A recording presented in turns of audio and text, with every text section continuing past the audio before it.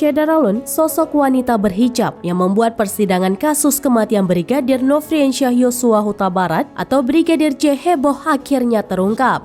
Diketahui wanita tersebut bernama Syarifah Ima Syahab. Ia mengaku penggemar fanatik Ferdy Sambo.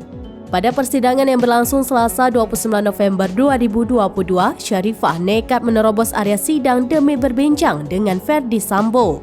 Syarifah pun sempat meminta foto bareng Ferdy Sambo. Akibat aksinya tersebut, Syarifah diusir petugas PN Jakarta Selatan hingga diperiksa aparat.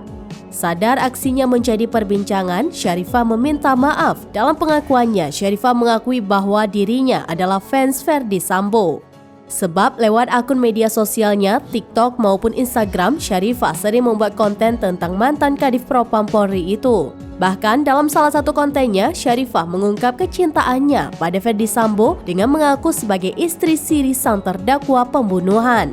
Aksi Syarifah yang terus membuat konten halu alias halusinasi atau khayalan tentang Ferdy Sambo tampaknya menjadi pusat perhatian. Terutama di TikTok, akun Syarifah telah memiliki 152.000 pengikut.